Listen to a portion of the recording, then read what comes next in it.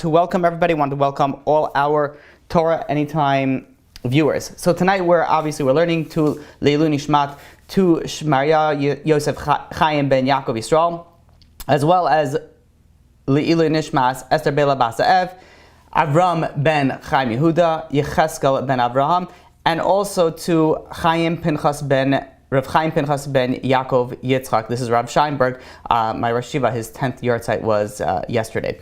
We're also learning L'Refuah Shlema to Liat Gittel Bas Chana and to Zechariah Shimon ben Cyril.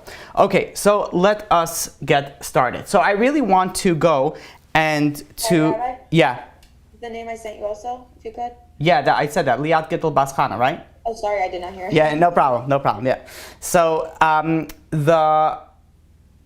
really what I wanted to do is I wanted to start off where we left off. We were speaking last week on the idea of Emunas Chachamim. And I really want to pick off on this and continue from this. And the goal of what I would love to do is to accomplish 6 lessons that we could get from Rav Chaim's life and story. So we'll see hopefully what we are able to get to, but that really is the goal. But I really want to focus on Emunas Chacham to start off with. And I feel this is a very, very important concept, because you have a lot of Gedolim stories, and you have a lot of these situations where people go and get brachos, and maybe they don't always see it come into fruition. They don't always see the results that they want to. So they start coming up with different types of excuses, different types of answers of what is the reason that they weren't answered.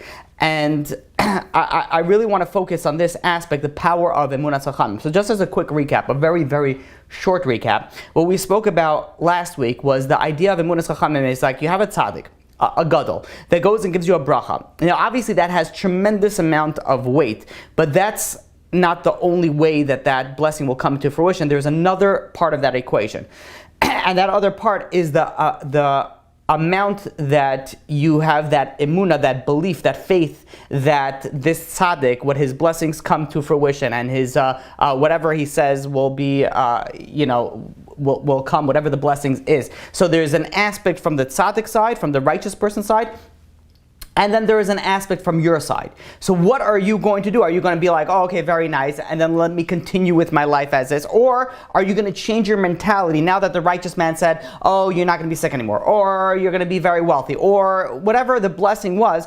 How do you take that to heart? Do you take it to heart, or do you go and do you say, okay, that was a nice thing, but it doesn't really change your life in any sense?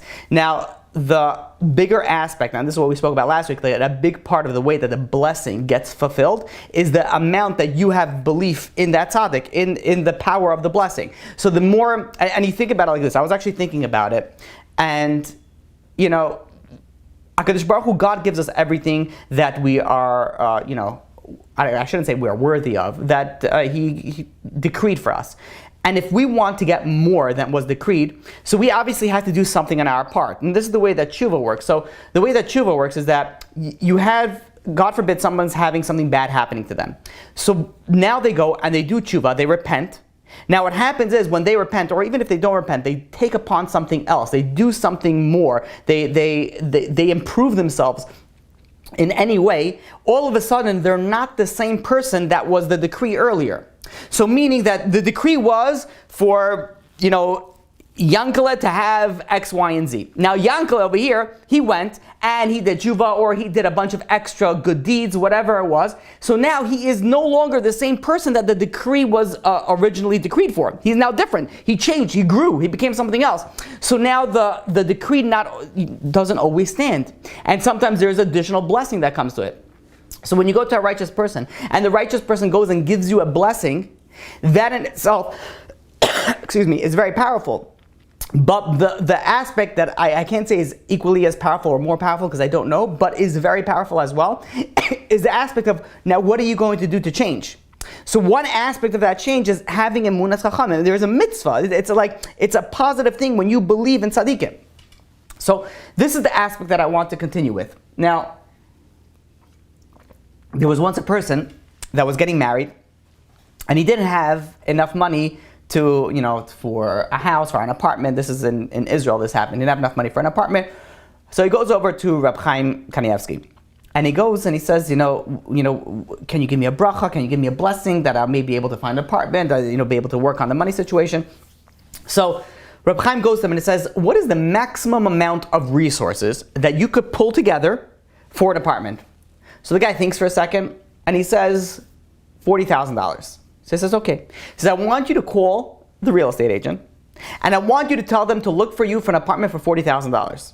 So he goes over to the rabbi. He says, Rabbi, with all due respect, $40,000 is like, I won't be able to buy, anything. I mean, this is what he was thinking. He couldn't even say that. The gadol was telling him. He's like, $40,000, you can't buy a shed. You can't buy a door to a shed in, Bnei Brak. Bnei Brak's a high, it's expensive over there. Small apartments go for a lot of money. But the gadol Adar told him something. So, okay, fine, you got to listen. So he calls up a real estate agent. And he says, I'm looking for an apartment. So he says, okay, what's your budget? What's your price range? So he takes a deep breath and he's like, $40,000. So the real estate agent says, I'm sorry, what? Let me just compare it. Imagine somebody's, I'm assuming most people here live in Brooklyn, in that area, tri-state area. Imagine you're in real estate and be like, okay, I want to buy a house, a 4-bedroom house, 3 bathrooms, X amount of square footage, and I want to spend $40,000. You'd be like, $40,000 is what costs a parking lot, a parking spot in Brooklyn. What are you going to get with $40,000? So he calls up the real estate agent and he says, yeah, I want to buy a house in Bnei Brak, a very expensive, real estate market, for $40,000. So the guy starts saying, he's like, are you really? Do you know the market? What's words can't even come out. So he says, before you go and mumble jumble, he says, I went to Reb Chaim. Reb Chaim told me this is what I should ask for, $40,000. So the guy says, okay, you don't argue with Reb Chaim. Reb Chaim Kanievsky said something. He said, fine, $40,000. A week later, 1 week later, this guy gets a phone call from the real estate agent. He says, you're not going to believe this. He says there is a guy who is sick. He's older. He's older on in his years, and he has kidney failure. And he needs to buy a dialysis machine. The problem is he can't afford a dialysis machine. So he called me up and he says this is what he's looking for. He says he wants somebody to come and buy him a dialysis machine, which costs $40,000. He has a 4-bedroom home in Bnei Brak. He will let the person that buys him this machine live in 2 of those bedrooms, and he'll live in the other 2. And then, after he passes away, he doesn't have any children, doesn't have any heirs. The person that does this, he will inherit the entire apartment. So the guy's like, okay, done. He takes his $40,000. He buys a dialysis machine, and he ships it to the guy. They sign all the documents, all the paperwork. A week before the wedding, the guy unfortunately passes away. He passes away and he inherits the entire apartment. It's a 4-bedroom apartment in Bnei Brak he inherits. And not only that, he takes the money he had a dialysis machine that was rarely used. He takes that dialysis machine and he was able to sell it for almost $40,000. He was able to get a 4-bedroom apartment and $40,000 that he spent, back. So he spent everything for dollars. For what? Because a gadol said that. Now imagine we take that scenario. How many people would have been like, okay, let me call a real estate agent and be like, there's no way. We wouldn't even begin to think about that it even has a possibility. But somebody with emunas chachamim, somebody who has this faith in the rabbis, has the ability to be like, you know what, if this is what the rabbi says, that this is what I'm going to do. And that in itself is the Yeshua, that in itself is the salvation, the fact that he went and he listened. I'm going to share with you another story. Don't you love stories? Isn't it amazing? Yeah, time flies when you say stories. So there was a couple that were expecting a baby. And they were very excited, very happy for the baby. However, and unfortunately, their happiness was short-lived. When they came in to do the ultrasound, the doctor told them that there is a problem over here. There is a lack of amniotic fluid. And he says because of that, the baby's lungs haven't developed. Now they're just 2 rocks in his chest, or her chest. The baby is not able to get any oxygen. The only way that he's getting oxygen now is because he has the umbilical cord. But once you take the baby out and the cord gets cut, the baby's going to die. And he says furthermore, because there's no amniotic fluid over there, we can't even see the baby. And even if he is able to somehow live, he'll probably be deformed, missing limbs, having difficulties with mobility. And furthermore, he's being crushed in the womb. There's no amniotic fluid. So even if he does have his limbs, his arms and his legs will be permanently stay crushed. The baby basically won't survive, is what they were telling. The doctors were telling this couple. The pregnancy is going to end one way or another. So, like they were distraught. They got shot down. Like, how could you, all this great news that you're pregnant and you're going to have a baby, and all of a sudden what happens is that, everything gets shot down. They had to go to do a bunch of other tests, and they scheduled all these other tests. But before they went to this test, they said, listen, the husband says, let me at least go to Reb Chaim Kanievsky, the Gadol Hadar. Let me get a bracha. So he calls his rabbi, and they decide they're going to go together. They go together. On the way there, the rabbi tells him, he says, if Reb Chaim tells you to do something, you have to take it, you have to accept it upon yourself. He was like preparing him for things that Reb Chaim might say. So he says, yeah, of course, whatever it is I can do to save the baby. Excuse me. So they go to Reb Chaim Kanievsky, and Reb Chaim Kanievsky listens to the whole story. He didn't give any bracha. He goes, and instead he goes and he says, don't listen to the doctors. Everything is going to be okay. Don't go for any more tests, and go daven, go pray. So the boy went and looked at the rabbi and says, maybe is there something that I should take up on myself? Anything in particular? So he says, just pray as much as you can. Just pray. Just daven. Just as a side thing, I once asked Reb Chaim also that, and he also gave me a similar answer. Just daven. And Reb Chaim goes and says, everything is going to be okay. So he goes over to his wife when he comes back. Very happy news. He says, everything's going to be okay. And he goes over to his wife and tells her the great news. And the wife's like, that's amazing, but like, go back to what you said about not doing any more tests. Like, what does that mean? Like, we have to do tests. And he's like, no, Reb Chaim says don't do any more tests. And from the wife's side, her father was a doctor. Her entire family is in the medical field. She's like, what do you mean don't do any tests? We have to do that. Hishtadlus, we have to do our effort. We have to do it that. Yeah, and furthermore, she goes and she says, Reb Chaim Kanievsky spoke to you for 5 minutes. Maybe he didn't understand. He's not really a doctor. And she's going back and forth, and all of a sudden she stopped herself. She says, wait a minute. She's like, this is what the Gadol Hadar says. She says, let me work on my emunas chachamim. Let me work on the faith that I have on the sages. And she decided that she's going to listen. She's going to hold herself back and not going to go to any more doctors. And she's the one who's saying over the story. She says at 26 weeks, she was hospitalized for a few weeks, for about 6 weeks. At 32 weeks, she went into labor. And as they prepared her for labor, they also prepared her for the birth and death of her child. They're like, there's no way that this baby is surviving. The surgery, she goes, was very quick. And after the surgery, after they took out the baby, there was this harrowing, this deafening, this very, very difficult just silence. There's like no noise. And I looked at my husband, we looked at each other in despair, like sort of we gave up. And all of a sudden, we heard it. There was a tiny little cry of a newborn. But the problem was we couldn't see that. There were so many doctors that were huddled around the baby that we couldn't even see what was going on. So my husband went, he jumped up with his phone, he went and he took some pictures, or he took a picture, and ran back to together with his wife, and they started looking at the picture. And what did they see there? Lo and behold, it was a baby. It was a baby. And not only, they zoomed in, they pinched and then zoomed in, and they counted like 10 fingers on each, on 10 fingers, 10 toes, they had everything. At 6 weeks old, he had to stay in the hospital for a little bit. At 6 weeks old, he had his bris, and Rav Chaim Kanievsky was a sandik. When she was saying over the story, this baby was 3 years old, a regular toddler, having fun and trouble the way that toddlers should do. We don't realize the power of a gadol.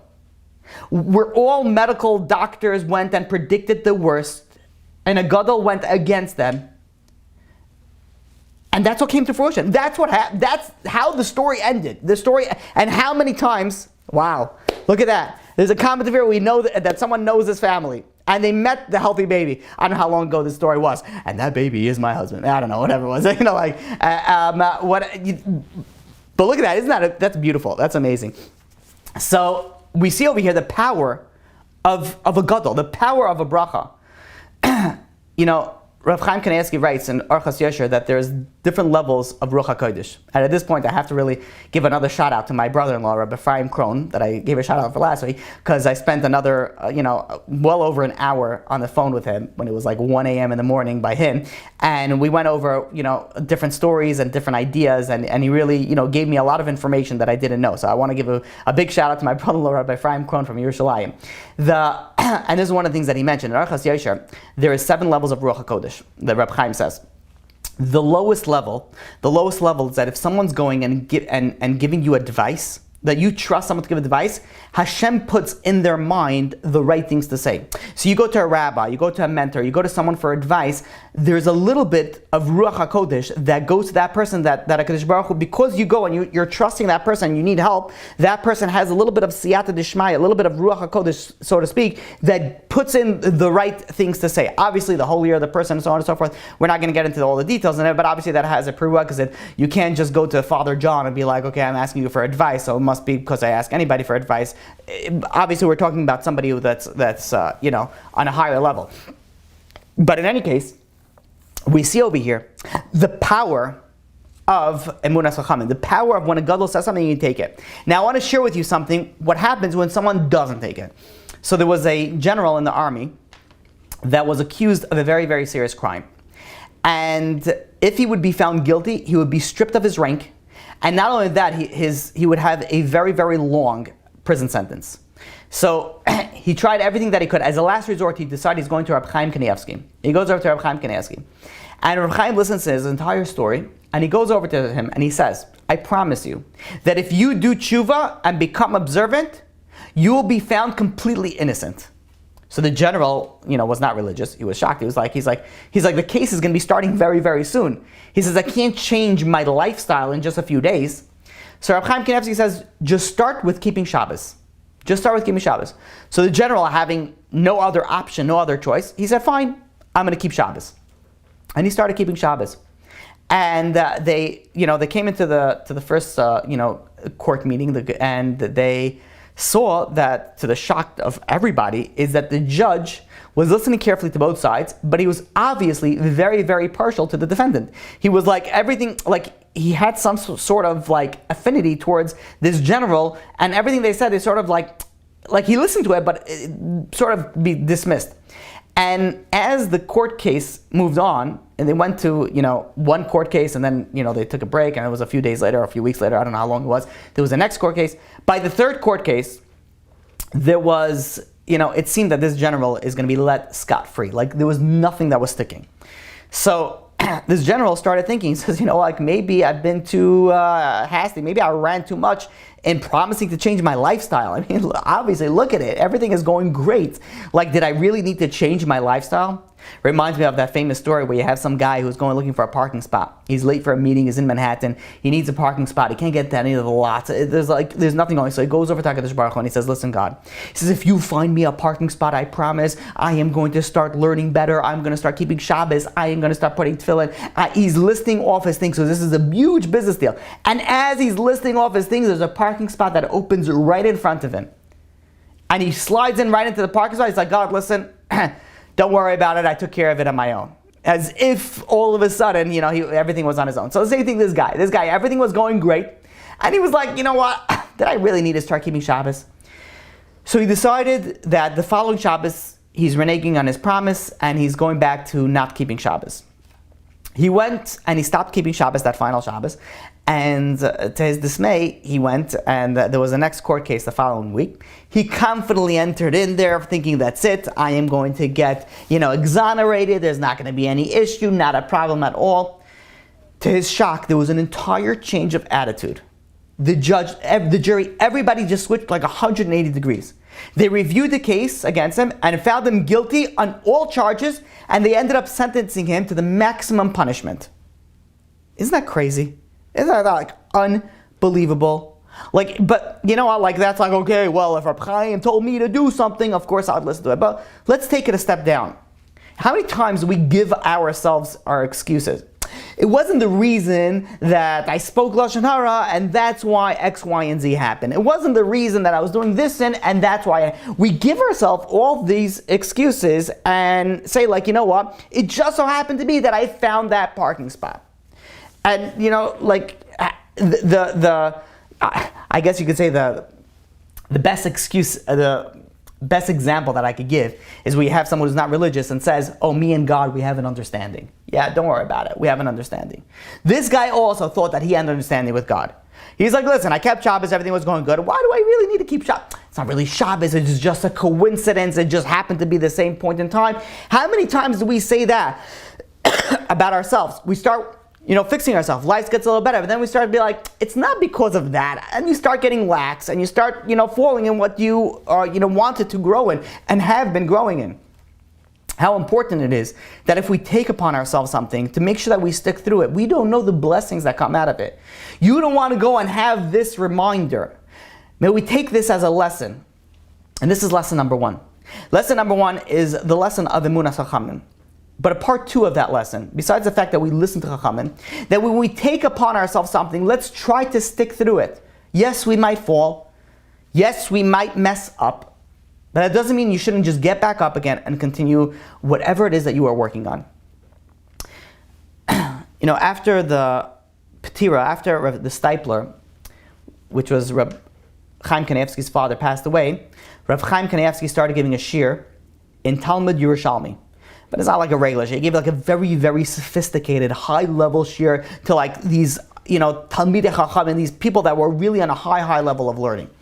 And he gave it throughout the entire year of mourning, the entire year after his father passed away. But after the year, he ended it. And they asked him, why did you end it? He's like, this was an unbelievable shir. So he says he didn't have the time. He didn't have the time to prepare. So they asked him, says, how much, this is Reb Chaim Kanievsky, who knows Kol Torah Kula, like by heart. They're like, how much time does it take you to prepare for the shir? And he goes and he says about 5 minutes. And let's just pause that for a second. Talmud Yerushalmi is not the regular Gemara that most people learn. Most people learning Gemara, they're learning Talmud Bavli. Like when they finish that, they usually go to Talmud Yerushalmi. So this was more difficult, more advanced learning that people do. And he would already give a more advanced, sophisticated level of shir to a very high level of people in learning. And how long did it take him to prepare? 5 minutes. But even that, he said, I don't have any time. But they were like, wait, but we don't understand. He says, you sit over here and you answer hundreds of letters a week to people. You sit much more than 5 minutes. People come and they ask you questions. You sit with them for hours that you have time for. So he goes and he says, for people that come and they write for me and they ask me questions, he says, I have an obligation, I have an achrayus to answer. He says, they're writing letters, they're asking something, so I have to answer. He says, and sometimes people go and they ask me a question that it's a very simple answer. Like sometimes people will ask him a question, he would say, oh, look at Mishnah Berurah, and exactly where the location is. He would answer very briefly. But he would answer. Why? He says, because even though it's a simple question, maybe people need, a little bit of chizuk. They got a letter from the, whatever it is, they needed to have a little bit of attention. So Reb Chaim Kanievsky, he didn't have time. But he made time for certain things. And one of the most important things in his life, besides obviously learning nonstop, was Klal Yisrael. How much time somebody who's machshev time so much goes and stops everything to go and listen to somebody go and complain about something or ask for a bracha. You know how many times I went to him when it wasn't the time when people are going into him? That there wasn't a whole line of people. Like I went to him while he was in the middle of his learning time, learning Seder. And he would go, he would stop, listen to it. Obviously, it would be a short, very quick, but whatever it was, he would stop what he's doing and give the bracha. And give the, the buah, the bracha, l'atzacha, whatever it was. The amount of avas Yisrael that Reb Chaim had was unbelievable. But I want to try to focus on this, on the chesed aspect, on how much he cared for other people, how much he had this desire to help other people, even though he had no time. Rav Shlomo Kanievsky, Rav Chaim's son, he said that him and his father would take walks. And he would take walks with all the boys. And he would speak to them in learning. And along the way, what happens if someone saw Rav Chaim Kanievsky? They would run and they would stop and they would ask questions. And they would speak to him in learning. And his son noticed that Rav Chaim answered differently to every person that they asked. And one time he commented, he explained to his son, he said there's various types of people. There's different types of people. Some people come to you and they want your agreement. Other people want an argument. Some people are genuinely looking for clarity. Some people just enjoy learning Torah. And they want to speak and learning. And Rav Chaim went on to list 5 different types of categories of people. And Rav Chaim goes and explains to his son, he says, you have to learn to understand people. He says, there's some person that needs this type of attention, and there's a different type of person that needs this type of attention. This is somebody that wasn't learning psychology and be like, okay, let's try to analyze. This is a gadol that spent his entire free time and non-free time learning Torah.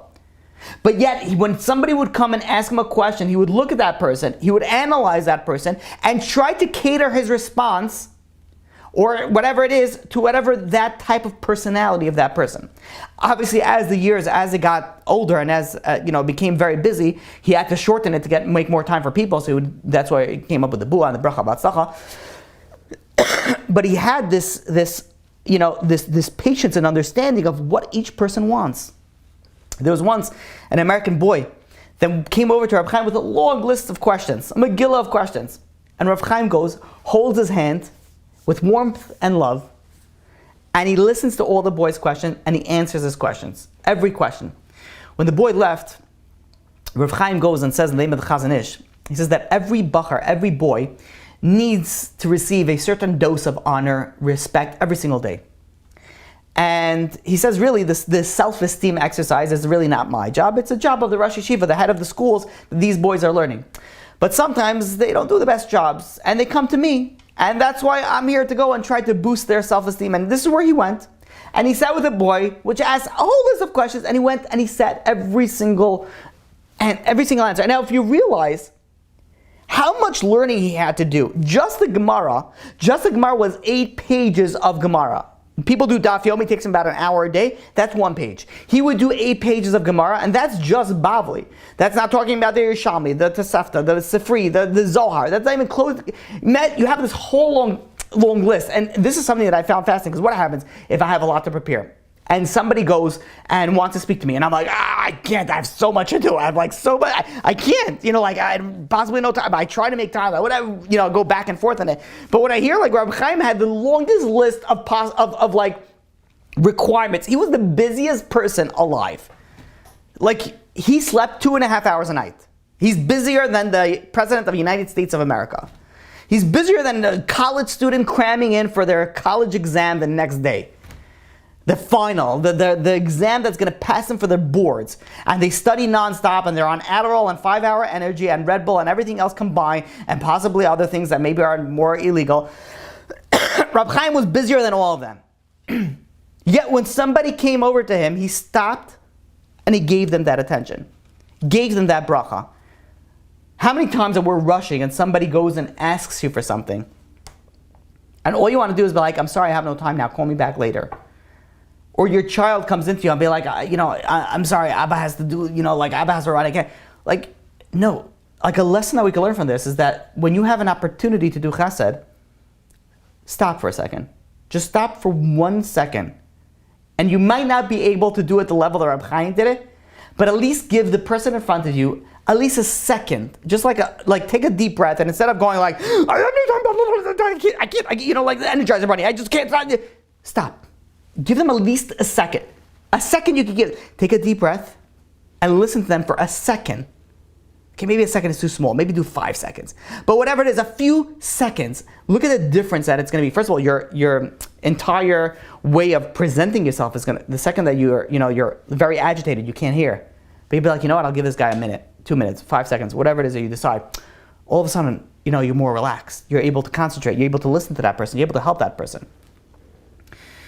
When the zt'l, Reb Chaim's father, before he was nifter, he had some health issues, and he decided towards the end of his life that he doesn't want doctors to come to his house. He doesn't want doctors to come to his house. So Rav Shach, another gadol, went over and tried to go and say, let's try to get doctors to come. We can't lose the zt'l. We got to make sure that he's sticking around as long as possible. So he goes over. At this point in time, Rav Chaim Kanievsky's sister was living with the zt'l and taking care of him. And I believe, if I'm not mistaken, that she was an almana. She wasn't married at this point. So she goes over. They go over to the sister and says, maybe you can go and convince your father to go and see doctors. And she went and she weighed both possibilities, and she decided, I'm sticking to whatever my father decided. Whatever my father's decided, that's what I'm respecting. So they still tried to go and push it. They went to Reb Chaim. They said to Reb Chaim, go speak to your father, let him go see the doctors.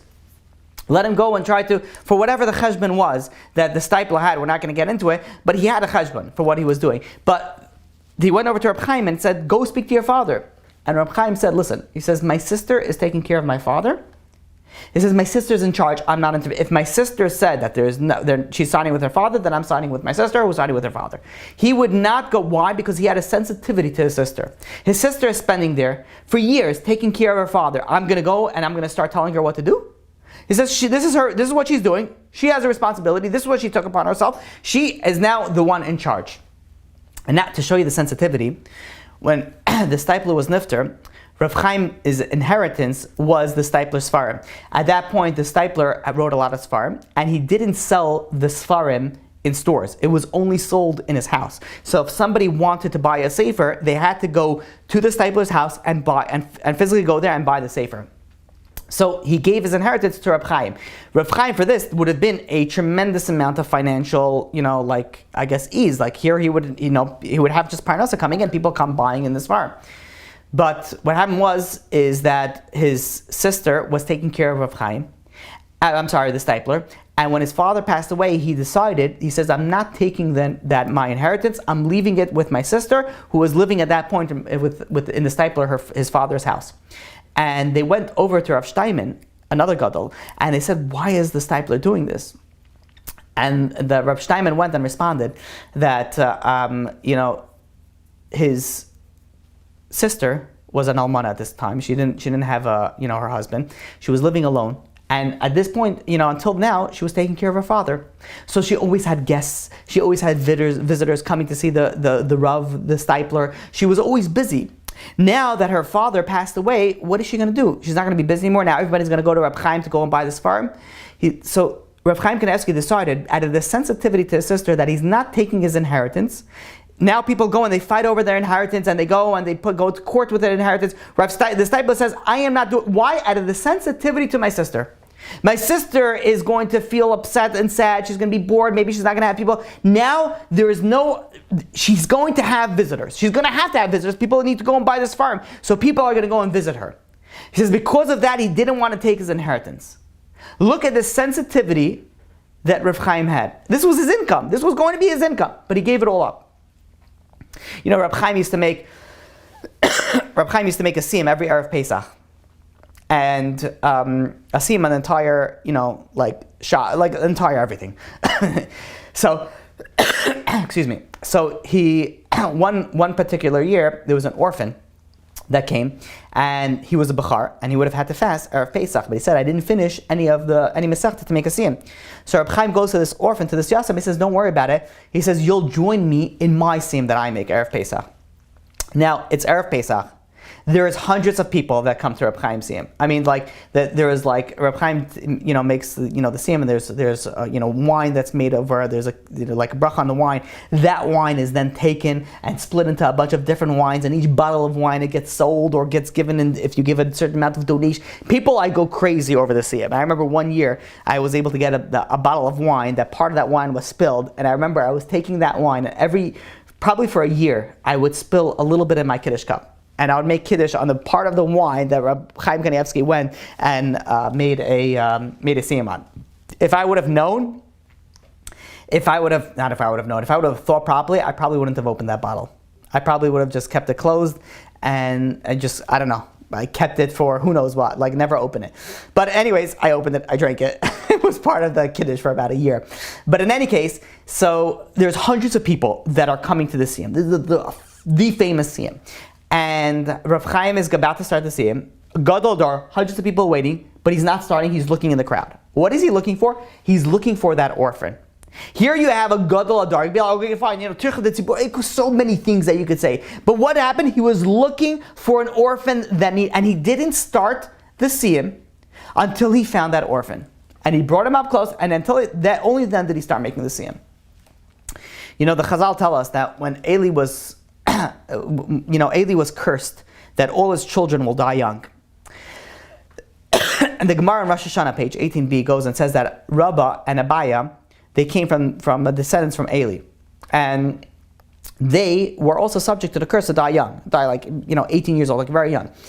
But however, Rabbah, he was, because he was constantly learning Torah, he lived until 40 years old.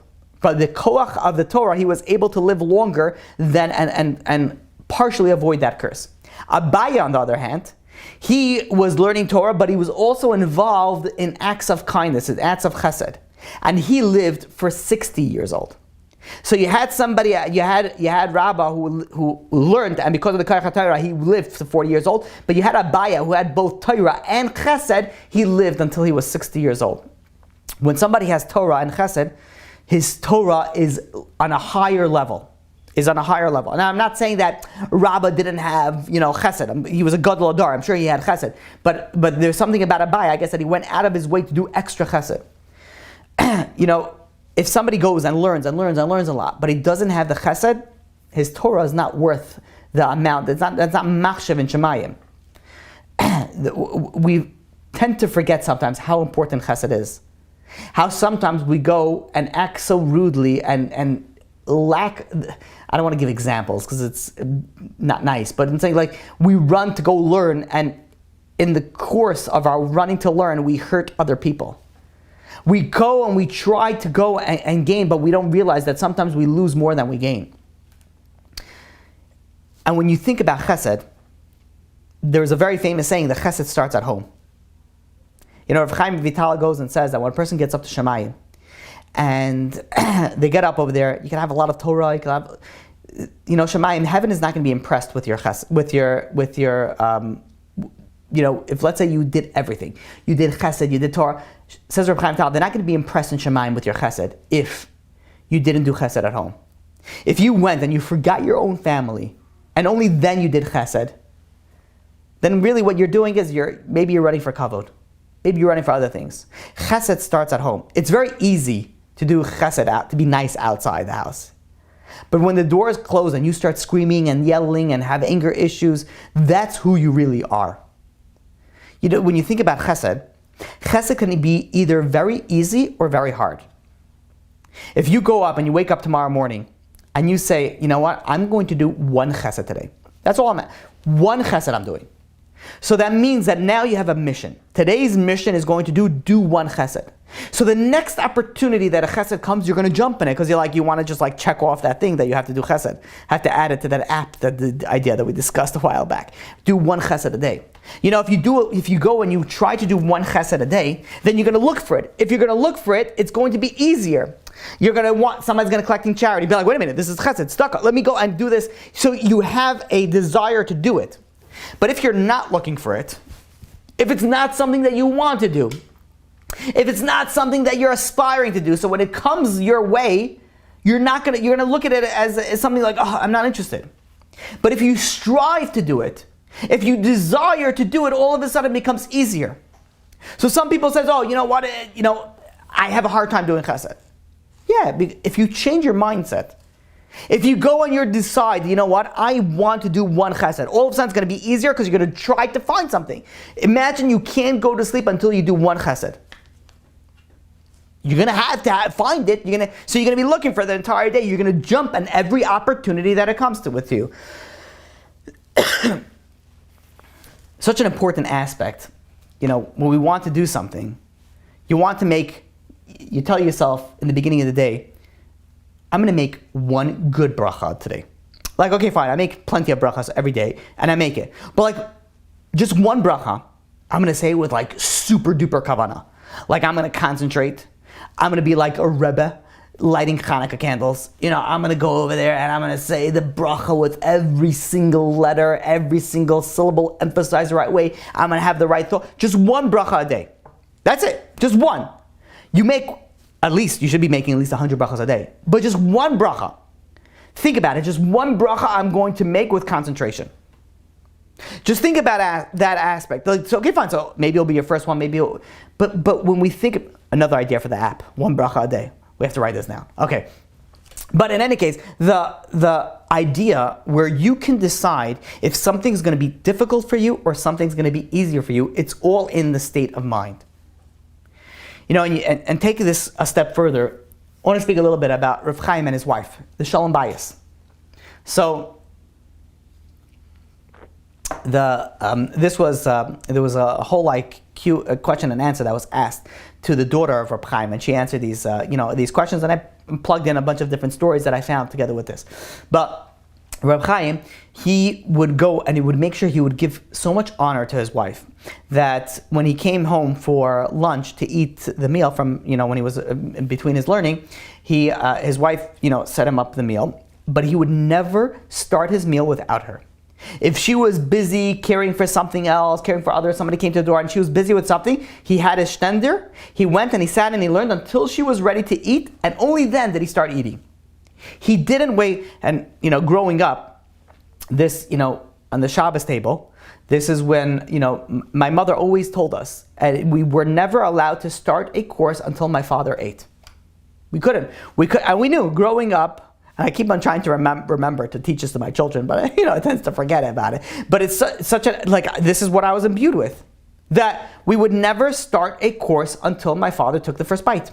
We had to wait. We couldn't. There was never my mother had to tell us a few times. Obviously, we were kids and we tend to forget it, and sometimes, eventually it came to the point where my mother just gave us a look and we knew, don't touch the fork, put it down until my father starts, and then we start. Whether it was the fish, whether it was a soup, whether it was a chicken, nobody started their meal until my father took the first bite. Now I'm thinking about it. Now when we go visit, my parents, I have to think about it. I'm pretty sure I still do it, but I don't know. I have to think about it. Now, before it was so ingrained in me that I didn't even think about it. That is the level that when we strive to do something, you want to honor your spouse, it should come to a point where you're not even thinking about it. That's how it comes. Reb Chaim, he sat with his wife, he wouldn't even start the meal unless she did. It happens same thing with the afternoon rest. In Israel, people take naps in the afternoon, especially if you're up late, you're early. So you take a small nap in the afternoon. Reb Chaim would never take an afternoon rest unless she also laid down. If she laid down, then fine, he would lay down. Again, how many times did he actually lay down? I don't know. He literally lived on 2.5 hours of sleep a night. But in any case, he wouldn't go to sleep unless she was sleeping. Every year in the summer, they would, in the Bein Hazmanim, between the semesters, I guess if you could call it, in the yeshiva, him and his wife would travel together to Tzfas. And Reb Chaim would say he's doing it for his wife, so she could have a vacation, because she was also always very busy with the people, the community. And his wife says she's doing it for Reb Chaim, so that he would have a vacation for the people and the community.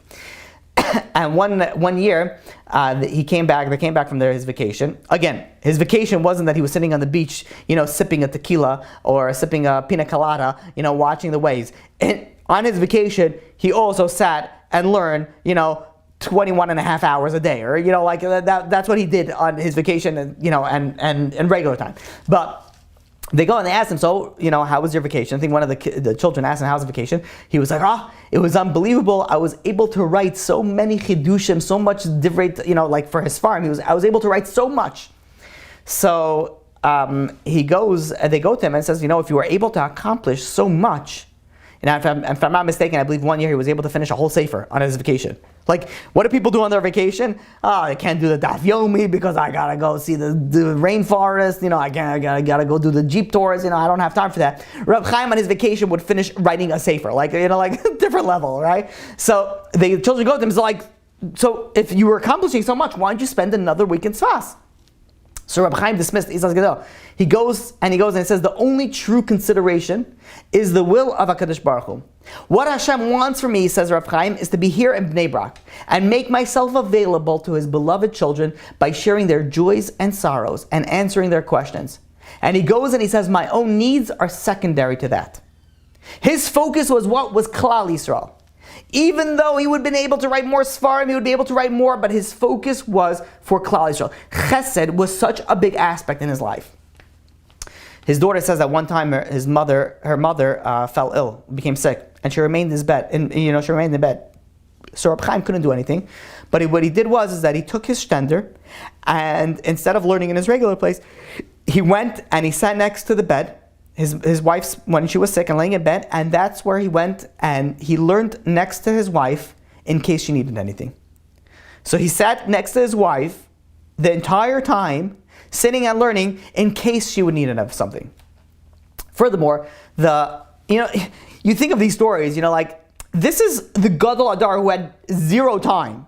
You think like, I'm so busy, like Lahavdil Alfei Alef Avdalas. I didn't want to say Biden because no one knows where Biden is. Biden doesn't know where Biden is. But like, how many times does Trump and whatever his wife's name, it's some Melania, Malaria, whatever her name is, like how many times did they go and they sit together and eat the meal together? And again, I'm not bashing Trump. He was great for Israel. Like if he runs again, maybe it'll be good. Who knows? Everything's been Ishmael anyways. But when you think about the most busiest person, can you imagine that the busiest person, President of the United States of America, excluding this year because he's checked out already, but generally, right, the President of the United States of America, zero time, always running from like place to place, sits with his wife when she's sick.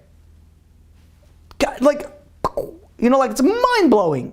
It's mind-blowing with somebody who has no time what he has time for.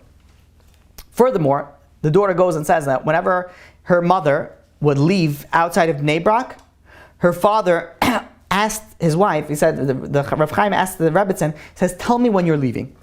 And when she says, I'm leaving, he would go and he would escort her outside the house, 4 amos, about 8 feet, he would walk her out, and he would remain in place until the car that she was traveling with vanished in sight.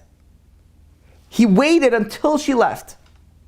Imagine that. Imagine the next time that your spouse leaves to work, you go and you stand on the porch and you do like a little queen wave, like until you see the car go by. Like, first of all, the spouse can be like, is everything okay? Like, what's going on? You're like, okay, what'd you do? How much did you spend? No, for Reb Chaim, this was a normal situation. This is how much he respected his wife.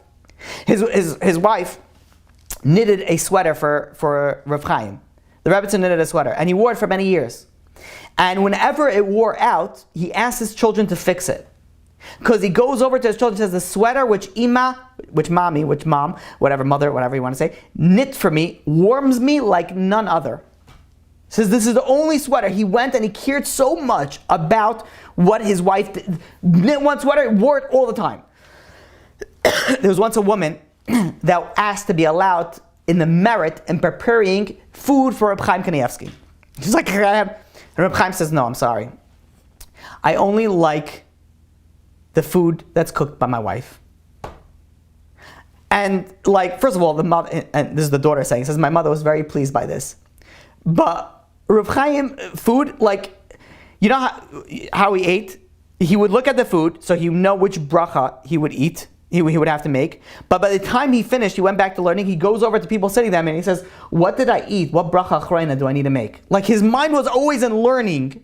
The stories that we said last week where you had, a gadol drinking shmata water and thought that's what soup is. Gedolim don't care about food. So what does Reb Chaim says? No, I like the way that your mother. What he was giving honor and respect to his wife. So the next time that your wife or spouse burns your food, you say, so delicious. I love it when it's so crunchy and I could taste the coals. It's like delicious. One time, one of his grandchildren got engaged and they brought the kala to a Shabbos Suda by Rav Chaim's house. So when they came in, Rav Chaim started singing singing the songs for Chazan Kala. And then a few minutes go by and he starts singing the song again. So one of his children goes to him and says, Saba, you sang the song already. Why are you singing it again? So Reb Chaim Kanievsky goes and he says, the first time I sang it, Safta wasn't here. He says, now she came back, she was in the kitchen. I want her to enjoy also the singing of the song. So I sang it again for Safta, for grandma, for Rebbetzin Kanievsky. It's very easy to be nice to people outside your house. Where it tells you about the person if you're nice to the people inside your house. You're nice to your spouse, you're nice to your children. Chesed begins at home.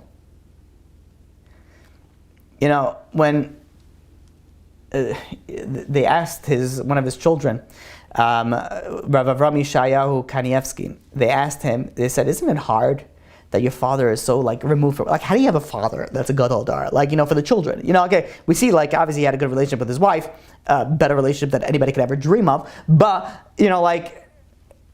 the children, he was learning nonstop, seeing people how is it having such a, father?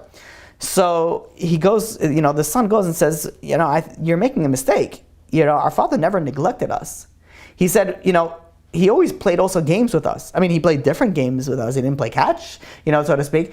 But he goes and says, want to know what our favorite game was as growing up? Is that our father would come to us and he would ask us to mention any name of any Rav, any Gadol. It could be a Tana, an Amora, someone from the Mishnah, someone from the Gemara, a Rishon or an Achron, any Gadol, and he would tell us a story about that Gadol. Anyone, you pick the most obscure Gadol, and the game was that you have to try to get Rav Chaim to not be able to say a story about that person. If he's able to say a story, he says a story about it, and we enjoy. But if he doesn't, then we win. And he goes over and he says, we never won once.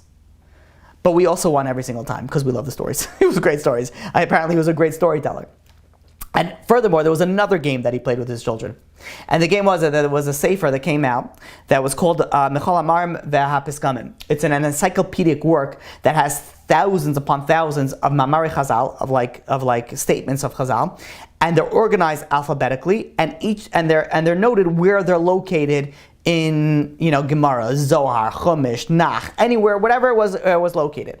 The game is that we would go through this encyclopedic work, and we would find a statement that no one ever heard of, and we would ask the Rav Chaim Kanievsky where it's located. And the game was to try to get him to not be able to find a location. And this is by heart, by the way. And he didn't go and sit and review that, encyclopedic work. And he says that also, we never won once either. Rav Chaim any statement, Rav Chaim was able to pinpoint exactly where it was located in Gemara, in Nach, in Chumash, in Bavli, Yerushalmi, Zayar, Sifra, Sifri, any of the Midrashim, anywhere. And he, the son goes and says, he was very devoted to us. He would spend time with us. He would learn with us. And furthermore, even the grandchildren he would spend time with. And he would, if he would ever have to travel, he always used to go to Brisson to be the sandik, and he would travel for it. And if he would travel to some sort of town that he had a grandson that was learning on the way or nearby, he would go out of his way to go and stop by the yeshiva to visit his grandson. And he would go and he would sit and he would talk to the grandson, and he would ask the Rebbetzin to prepare a little pekala, some food so that he could bring to the grandson, and he would go and say, what are you studying, what are you learning here, and he would sit and spend time with his grandchildren, spend time with his children. This is somebody with, again, lahavdil, alfei dollars. When was the last time that Trump, played golf with his son? I forgot his son's name. I don't know. Or whatever it was. If you think about it, someone who's so busy, you tend not to have time. But here, you have a gadol dar that somehow accomplished so much of learning, yet he had time for everybody that came to his door. He had time for his children. He had time for his wife. He had time for everybody. It's his time expanded for him. How do you have so much time? And I believe one reason, out of many reasons I can't say, is that he was looking for this time. Possibly, again, this is my own thought on it. That he was looking, and when you're looking for something, you find it. He wanted to spend time. When you want to do something, you find the time to do it. You have the ability to do it. What an amazing lesson that we could learn. We say, the most common excuse that we give ourselves, our rabbis, our mentors, our spouses, we don't have time. I wish I could start, learning and teaching the public, and, I wish that I could support orphan. I wish that I could spend time with I have no time. There's nothing to do time. But if you want it, you'll find the time. So I believe a takeaway is similar to the takeaway we said before, but want to spend time with your spouse. Want to spend time with your kids. Want to spend time with your grandkids. And if you do want that, you'll find time. Rav Dov Yafa said that Rav Chaim's father He believes that a big part of Reb Chaim's success was that of Kivud Avayim. And he goes and he says, Reb Chaim's father, the Stipler, told him, don't waste time. Time is life. And he would really not waste time. He would, nothing. His father told, he was so into Kivud Avayim. I want to tell you an amazing story. Amazing story. So, Rav Yaakov Yisrael Kanievsky, which is the Stipler, he was sitting and learning, and all of a sudden his daughter, Rebbetzin Barzam, came in, and she said, Abba Chaim, Rav Chaim is suffering from terrible back pains, which give him no peace. Perhaps, maybe the father has an idea that maybe could help. Now the Stipler was known for his deep understanding of human anatomy. He knew the human body very well. He was able to advise a lot in medical procedures and things like that. And he got this knowledge from intense study of halacha. And so he realized that, Rav Chaim is not feeling well. So he quickly got up and ran over to the house of his son, Rav Chaim. And Rav Chaim sees his father comes in. He's so surprised. So he's about to stand up in respect for his father. And his father says, no, don't stand up. Don't stand up. And he's the Stipler's worried that it's going to add more to the pain. The Stipler quickly runs and he goes to Rav Chaim and says, quickly lie down. Rav Chaim looking at him, he's like, okay. The father says, he lies down. He lies down and, Rav Stipler goes and starts massaging his back. And he's aligning the vertebrae, he's massaging the muscles, he's focusing on the pressure points. When he's finished, he goes to Rav Chaim and he says, make sure that you lie on your back with your knees bent for 3 hours. And then you turn to your side and straighten your legs for another 3 hours. Then the Stipler goes to his son and says, Refuah Shalema, and he returns to his studies. A few hours go by, and again, his daughter, Rebbetzin Barzam, comes in to the Stipler. And he goes and, the Stipler is thinking that she came in to say that Rav Chaim is feeling better and everything is okay. But to his surprise, she goes over to him and she says, perhaps Abba was too busy, but Rav Chaim is still waiting in unbearable pain. Maybe can the Stipler come in and visit to see maybe he can help? So the Stipler says, what do you mean? He says, right after you left, I ran over to Rav Chaim, gave him a massage, gave him instructions exactly to ease the pain. And, all of a sudden they realized that they were both talking about two different Rav Chaims. The Stipler thought that she was talking about her brother, which was her son. But really what she was talking was about a different Rav Chaim, her son-in-law, Rav Chaim Kluft. So the Stipler gets up and runs back to Rav Chaim Kluft. But now, if you think about it, you have one Rav Chaim sitting in pain and agony for hours. Another Rav Chaim got an unnecessary massage and without any requests. And not only that, he didn't even correct his father. So Rav Chaim went to his daughter's son-in-law to go and now help the right Rav Chaim. And meanwhile, his daughter, the Rebbetzin, now went to Rav Chaim Kanievsky to apologize for the mix-up. So she goes into Rav Chaim Kanievsky's, this was already a few hours after, after the Stipler came in, and she goes and she notices that Rav Chaim Kanievsky is laying down in the exact position that his father told him to. And she's like, what are you doing? She's like, Rav Chaim was completely healthy. He had no back pain. He had no issues. But his father came and told him, sit on your back, lie with your feet up over here, bend, do this and do that. He didn't ask any questions, didn't correct his father. Father said to do this, I'm going to do this. And he went, and he exactly what the father, this Rav Chaim has no time for nothing. Rav Chaim came and said, lay on your back, he laid on his back. The Stipler came to Rav Chaim and said, lay on your back, he laid on his back. And he laid motionless. This is somebody who didn't waste a second. He laid motionless because this is what his father instructed him to do. You know why? Because the aspect of Kivud Avayim for Reb Chaim, it was a fact. It was independent of whether the instructions made sense or not. His father asked him to do something, so he's going to do it, whether he understands it or not. That's his level of Kivud Avayim. Reb Chaim would answer letters hundreds of letters a week. The way that he would answer it, he would prioritize. Kohanim would be answered first. Leviim would be answered second.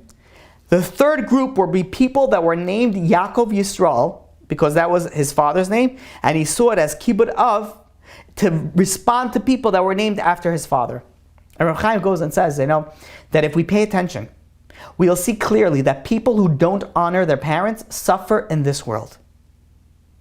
And he gives a bunch of examples, which we don't have time to get into, which I just realized now how much I'm over. But he did not, like for him, whatever his father says, that's what he did. Rav Chaim, said that the Chazon Ish became the Chazon Ish because of his fulfillment of Kibbud Av V'Eim. Now, Rav Steinman added to that, of course, to become a Gadol Adar, it's not just, Kibbud Av V'Eim. You obviously have to toil very much, but there was a schus that came along with it, and that was Kibbud Av V'Eim. One of the hardest mitzvahs is Kibbud Av V'Eim. It's a difficult mitzvah. It's very difficult. And many of us think, okay, you know what, it's so hard, it's so difficult. So a lesson that we can take away is that, maybe you won't be able to do exactly to the level that Reb Chaim did. But something you can take out of it. Something you could. Maybe what you do is something very simple. Next time that your parent calls, you answer. Answer. Next time that your parent walks in the door, you stand up. Take something simple that you could work on Kibbud Av V'Eim. Now I have to think. Okay, so here's the question. I didn't realize how late it is. So the question is that if we're going to do another class on Reb Chaim, or I should do a few more minutes and then close it off. So we'll take a poll. The people that came to the Zoom are the ones that are going to be the one to decide. These are the two options. Do another class about Reb Chaim, because I didn't realize how late it was, or to do a few more minutes and then figure out something else for next week. Okay. Longer is not. Okay, another class looks like what it's coming in. Okay, so we'll neutral. Keep going. Okay. I'll tell you why I stopped. Keep going. I'll tell you why I stopped. We're going to do B'ezrat Hashem another class. I see that's where the consensus is. I've had people, ask me how come I don't look at the Torah Anytime camera as much, and I told them that I speak to people that are live, people that come to the shir. That's what I speak to. So you might not notice that, but I'm looking really at all the face. Well, there's only like a few people that are showing their face, but those are the people that I'm looking at. Those are I'm talking to the people over here live. So you are the guys that are going to go on. You're to decide if we have another class or not. So we came in with a consensus. Looks like we will have another class.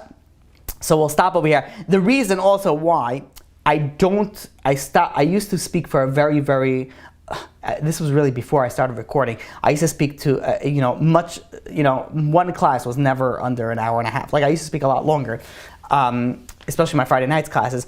But I've had people that came over to me and they told, and they were right, where they told me that sometimes it's better to say less than say more, because people need to have time to process the information. Sometimes you have a 2-hour class, or a 3-hour class, or even an hour and a half class, and it becomes too, I don't know, there's too much information and you end up leaving with, it's hard to leave with something. And the focus is, and we're giving these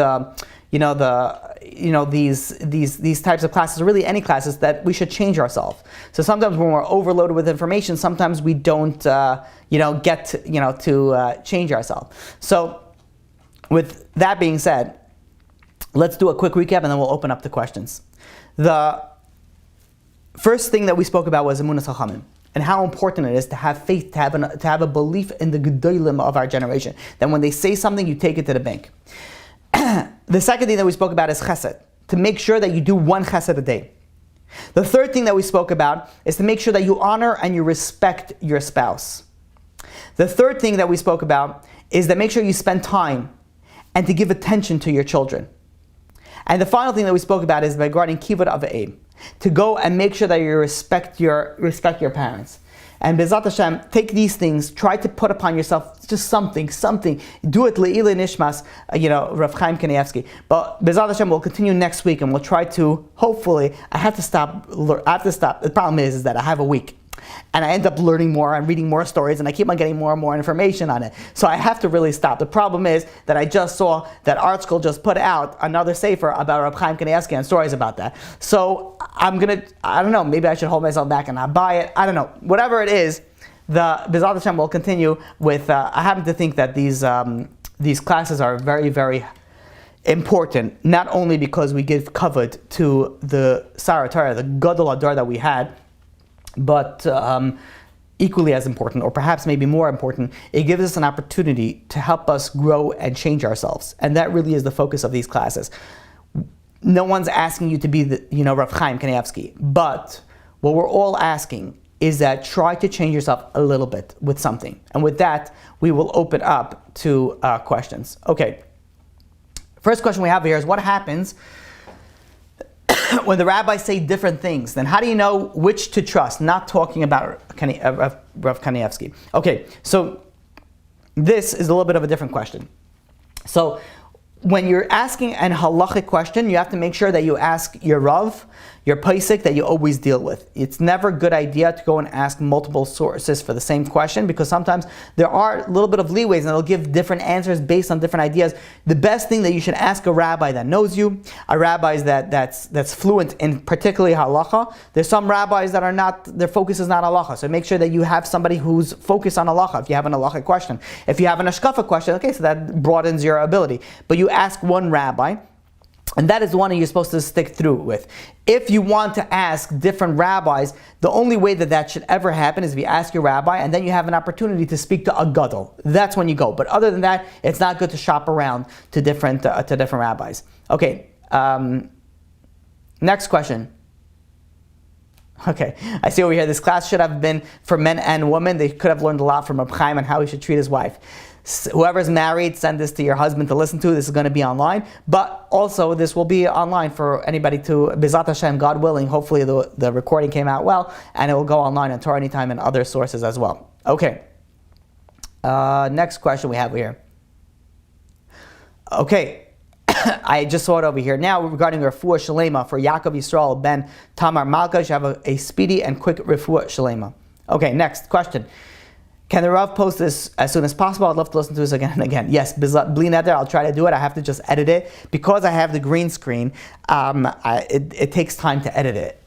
So it usually, I can't just upload it right away. My computer is slow, so it takes time for it to edit it. Okay. Next question. Last week I asked a question on how people are saying that it is a sign that Mashiach is coming.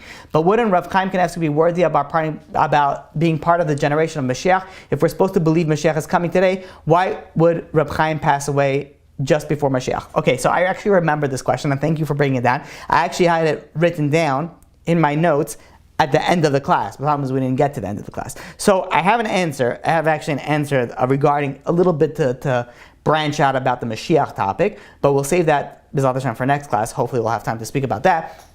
But I want to answer this question regarding, you have a gadol, you have a tzaddik, and if we know Mashiach is coming, then how come Rav Chaim Kanievsky wasn't part of that gula? So the simplest answer that I could give you is that we don't know the cheshbonos of HaKadosh Baruch Hu. Like, why God had to take Reb Chaim Kanievsky away from us when we so desperately needed it, when we know Mashiach is coming. Why couldn't he stay alive until Mashiach comes? This is beyond our abilities to understand. This is the cheshbonos of Shemayim. This is we're delving into things that we can't begin to understand. But we have to understand a few things. That when you have a tzaddik, a gadol like this, there's a big kapara for the generation. There is a big, and this is something that I wanted to speak about, at the end of the class, but I didn't have a chance. But, you see that, Rav Chaim Kanievsky was nifter. A day after the Shiva, there was a terrorist attack in Bnei Brak. There's rarely terrorist attacks in Bnei Brak. 5 people passed away. Like, Rav Chaim Kanievsky had tremendous amount of protection, which I really wanted to speak about in depth. But like Rav Chaim Kanievsky has a tremendous amount of shmirah protection that he gave. And he passed away a day after. I don't want to get too much into it because I want to speak about it, B'ezrat Hashem next week. But we see that there's something missing about it. HaKadosh Baruch Hu went and he took us away, this amazing shmirah that we had, this amazing, protection that we had. Why is it that Reb Chaim is not staying until Mashiach comes? I don't know. There's no answer that I could give you of why didn't he go and he merited. But one thing is for sure, is that if HaKadosh Baruch Hu took away such a great tzaddik from us, it was only for us. Reb Chaim, was very much focused on Mashiach. He would tell people to come to Eretz Yisrael. He would tell people Mashiach. He was very, very much focused on the aspect of Mashiach. But perhaps this is in mention of Chazal that before Mashiach comes, I believe the Gemara in Saita, the end of it, page 49, goes and mentions that says that Ein lanu amila lehisha'ein elo al avinu shebashamayim. Before Mashiach comes, we're not going to have anybody to rely on, only on HaKadosh Baruch Hu. Maybe this is a fulfillment of that. Who knows? But the real answer is that we really don't know why Reb Chaim couldn't stay until Mashiach comes. Next question, is Emunas Chachamim only for your rabbis or for all rabbis? So that's a good question, and there's actually layers to that question, because in general, Emunas Chachamim means that when you go to somebody and ask for advice, you take that advice, you take that blessing. So it's your rabbi, or it's any rabbi that you go to. But if, let's say, a rabbi, if a gadol goes and says something, that goes across the board. But, there's a lot of different areas where different rabbanim are cholek on. There's a different opinions on. So that's a little bit differently, but that's really when you're dealing with an halachic question. But when you're dealing with brachos or things like that, that goes for all rabbis. Okay, and here we go. Thank you, Leah, for putting this out over here. The new Reb Chaim Kanievsky biography, and it's posted with the two gedolim, Reb Chaim Kanievsky and Reb Gershon Edelstein, the Rosh Yeshiva of Panovich. Okay, next question, and I would strongly recommend. I'm tempted to buy it, but I'm nervous that it's going to extend the next class, but we'll see. Okay, next question. Regarding honoring parents, what can you do if your mother has a personality disorder? Okay, so this is a excellent question. And before I answer this question, I have to preface it with saying that this is something that you really need to speak personally to a rabbi, because it depends on the situation. Personality disorders is a very, very difficult disorder to live with. It's very hard for people to remain married to people with personality disorders. It's a very, very serious condition, and it's very, very difficult. With that being said, sometimes in relationships between parents and children, the right answer is to move away from home. The right answer is not to be home anymore. Sometimes it's an abusive relationship. Sometimes it's a difficult relationship. So sometimes the correct answer is not to be home. I'm not saying that a person needs to get abused and say, oh, this is what, keep it off aim. No, really what needs to be done at this particular, in these things, is that you have to speak to a rabbi. You have to speak to a rabbi, and I've had numerous cases that came to me, and usually I even, I bring in a posik together with these types of cases and discussing what is the correct thing to do in these cases, and sometimes the answer was that the children should move out, and sometimes it was even to cut ties with the parents. So it really depends on the situation. If there is a mental disorder, that is something that has to be discussed with a rabbi, and it has to be with a competent, halachic authority, and to be, delve into each particular case. Okay, next question. I know this is probably a little bit of a sensitive topic, but I was visiting the Ol yesterday. I'm not Lubavitch, and everyone was ripping up their letters over the kever. Are you allowed to send a letter asking a rabbi for a bracha or for guidance after he passed away? Okay, so just a little bit of a background. So if anybody goes to the Lubavitch Rebbe's kever out in Queens, exit 22, if I'm not mistaken, 21, so, on the belt, there is a custom where there is, you write your bakashos, and you go to, there, and you read your bakashas, and then you rip it up. The idea of ripping it up is that HaKadosh Baruch Hu is going to answer your bakashas, and therefore, one of the things that you rip it up. But when you go over to daven at a kever, it is very important that you realize the idea behind it. So, the idea behind it is that we are never, ever, ever, ever, ever davening to the gadol, to the rebbe, to anything else. We're not davening because that's borderlining avodah zarah. We're davening to HaKadosh Baruch Hu in the merit of the rebbe, the rabbi, the gadol. And in that merit of the gadol, please HaKadosh Baruch Hu answer us. And I was actually speaking about this to my brother-in-law, Rabbi Chaim Krohn, actually a few days ago. And there's another aspect as well, is that you go and you don't daven to the gadol that's sitting in front of you, but you're asking the gadol to daven to HaKadosh Baruch Hu on your behalf. So you're utilizing that aspect. So we're never ever davening to the deceased. We're davening to HaKadosh Baruch Hu, but it's either we're davening to HaKadosh Baruch Hu in the merit of the tzaddik, or we're asking the tzaddik to daven on our behalf to HaKadosh Baruch Hu, to go in front of Kisei HaKavod and plead on our behalf. So that is the aspect of writing it down and then going and ripping it up. That is a custom that they do.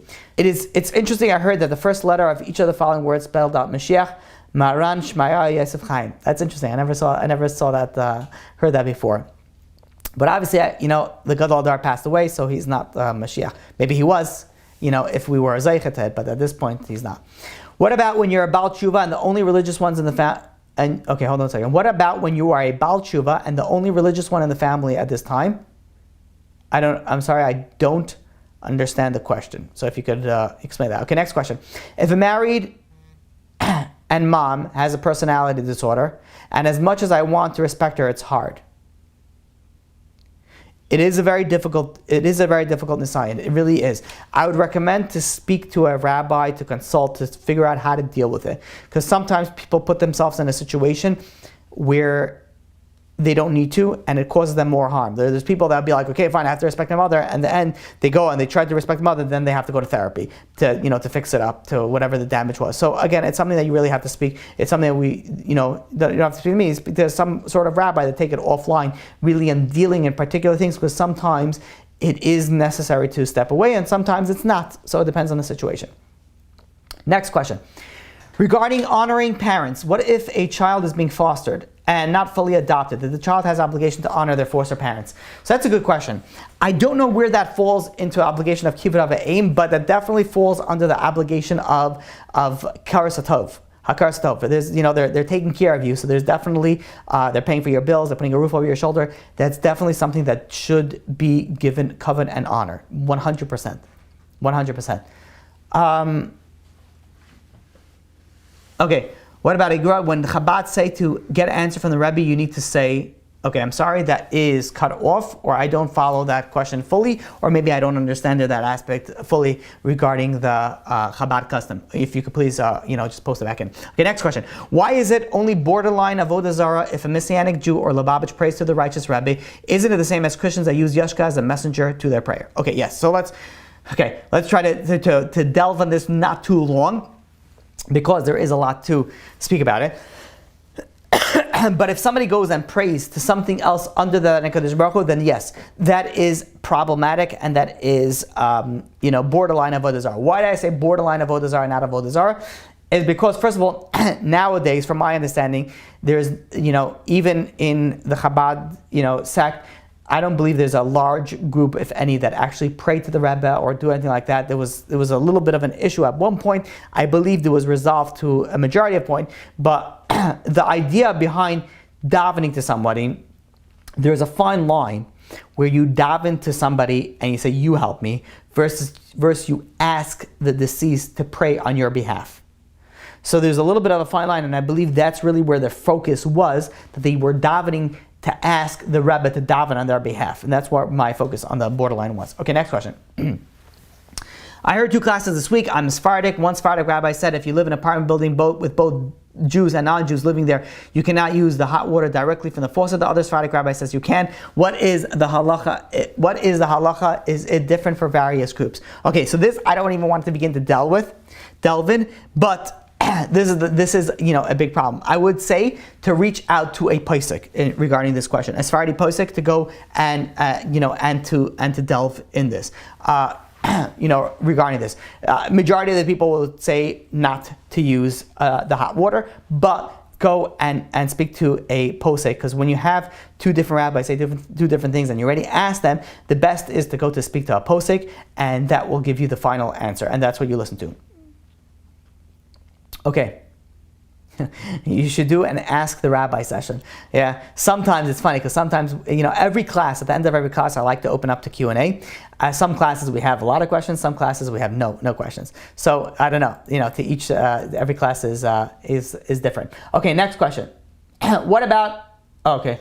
Again, we have here, when Chabad say to get an answer from the Rebbe, you need to say something like Ki Mashiach. Okay, I see we're delving into the Chabad world. So I am not a fan of the whole aspect of, the aspect of Rebbe and Mashiach, and, when people go and they say, I'm going to mention it, whatever certain line that they say regarding the Rebbe was Mashiach, that is not, you don't need to get answered from the Rebbe to say, the Lubavitcher Rebbe was a very, very holy man. There is nothing that's associated that if you want to get answered for him, you have to say that he's Mashiach, he's not Mashiach. I'm not going to get into that. The fact that people think that they say that the Rebbe is Mashiach is kfira. It's not kfira. It's not something that's kfira. However, it's not the general way that we understand and we, the Gedolim and the rabbis go and paskin regarding I shouldn't say paskin, but what the rabbis generally, agree upon. The Mashiach is going to be alive, but it's not considered the aspect of kfira. But nonetheless, if you want to go, the Rebbe was a huge tzaddik, the Lubavitcher Rebbe, Rav Menachem Mendel Schneerson, and you want to go and you daven by his kever, it's a huge thing. Daven by his kever, you don't have to say Melacha, Mashiach, or anything along those lines to get answered. You just daven in the merit of the schus of the tzaddik. Okay, what does it mean, an orphan generation? An orphan generation, one of the interpretations of it is that we are without leaders of the great that we had. Obviously, we have Gedolim and we have huge tzaddikim and rabbis, but, in the aspect of Rav Chaim, that we're orphaned in. We don't have that anymore. Okay, next question. Why is it different to go to a beach where people are dressed inappropriately as opposed to going to a pool with your friends who are all dressed the same way, example, camp? Okay, so the difference is, very quickly, the difference is that when you're going to a place where let's say it's a bunch of Jews or it's a bunch of women are dressed exactly the same, it's not so much of a problem. But when you're dressed with Goyim, and meaning that there are men and women, and the women are dressed a certain way, and they behave a certain way, and they act a certain way, that has a reflection on your, you see it, and subconsciously, this is something that you, it sticks in you. Like people that watch movies, or watch TV, or listen to all these gossip, and or look at all these movie stars and how they dress, and how they wear, and how they walk, and how they talk, and all these things, it affects you. Whether you like it or not, it affects you and how you interact. So if it's a bunch of girls and it's in a closed place and it's in a modest environment, then it's no problem to do whatever it is that you're doing, because everything is done in a kosher aspect. But once you're dealing with men and women and things like that, it becomes problematic. It becomes problematic. Okay, there really is a lot to discuss about that, but let's try to wrap it up. Okay. Baal Tshuva question is about Kibbutz Avim. Can a deceased Rebbe still pray? Okay, so I don't understand the first part of the question, but the second part of the question is, let's say somebody who passed away. Can they still go and pray? Somebody who passed away is able to go and ask HaKadosh Baruch Hu on your behalf. This is an aspect of something called a Melitz Yosher. So we ask when someone passed away that they should be a Melitz Yosher. What's a Melitz Yosher? Somebody that goes and on the behalf and tries to go and bring good or something like that. Ask HaKadosh Baruch Hu, daven to HaKadosh Baruch Hu from the Kisei HaKavod for his descendants, children, or people that do Chesed, on his behalf. Okay. Next question. You're referring to using water on Shabbos. Yes, I believe that. What was the question? Final question we have here. What if you take on chumras that your parents don't understand / agree with? Do you stick to it, or you'd rather listen to your parents, which is a deraisa? So this question depends. It depends if you're dealing with something that is a minhag, a custom, but generally if you want to go l'chumrah, and you want to take upon something upon yourself, and you're old enough to take upon something yourself, meaning that you're not a teenager anymore, you're older, you want to take upon something of yourself, and your parents say, why are you doing this, why not? You should listen to your parents in order to understand what it is, because they know you better than most likely you know yourself. But there's nothing wrong with going extra and being more machmer than your parents were. Even if your parents said, what are you doing with this nonsense? You don't have to deal with this. This is extra. There's nothing wrong with taking upon yourself extra if you are on that level. Okay. But again, it really depends on, I really should mention this, that it depends on what you're dealing with. So if you have a particular question, you could ask it offline and we could delve in it, more on direct Question. Okay, how could somebody honor abusive parents? That is a good question, and that depends on the situation. Sometimes the really what needs to be done is not to honor. I shouldn't say not to honor, but to stay away from abusive parents. But that's something that you have to speak with a rabbi, and it's a case by case situation. Okay, I don't know a Sephardi posek. Do you have a name? Yes, I would tell you to reach out to Rabbi Tahan, and if you don't have a way of reaching out to him, please reach out to me. And I will give you the contact information. I hope he doesn't mind mentioning it, or that you could go and reach out to him. Again, I'm going to put, and this is only that I do this on the Zoom classes, I put my cell phone on there. You could text me, and I could give you the contact information for Friday posting. Okay, where are we over here? Yes. I just wanted to address the swimming situation. I understand, you got to watch the atmosphere you're in. But if you Google Walmart.com or just Google modest swimwear, they even have swimwear that Muslims wear, and they're like burqas, but it's swimwear water resistant, material. But you can get full length, and you can get skirts that go down to your ankles. There's very modest swimwear, so that doesn't address being in the atmosphere. But if you and your Jewish friend are going to go to a private beach or something, and you want to dip your toes in the water, then there is swimwear that's available and affordable. Shira, I thank you for mentioning that, because I really should put out a shout out to. So my brother works in clothing, and he has one of his. If anybody needs to know, it's a store in Brooklyn. It's called Basic Colors, and there's a website for it where he does sell.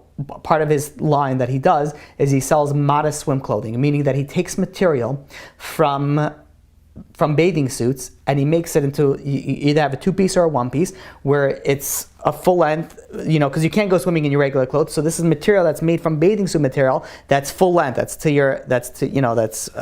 modest above your, I guess lower than your elbows, lower than your knees, and some of them come with like different part of shorts under the skirt. There's a bunch of different aspects, to it. So you could definitely look it up, Basic Colors in Brooklyn, and you could also there is a website. I'm sorry, I don't know by heart. You search Google Basic Colors and you'll find it, and it's very interesting that he was mentioning to me. They says that there's a large Christian sect that also goes and buys from him. That they go, the non-Jews, that they go and they also have this modesty, and they buy this modest swimwear as well. It's Aqua Modesta. What was that? Aqua Modesta. Aqua Modesta. That's something else. I don't think that's his company, but maybe that's another company. That's the original Jewish. That's the Tassan family. She was doing that for 20 years. Oh yeah? Okay, fine. So yeah, it could be he was doing it more. What is he doing it now? He's doing it for maybe 15. I think she sells to him.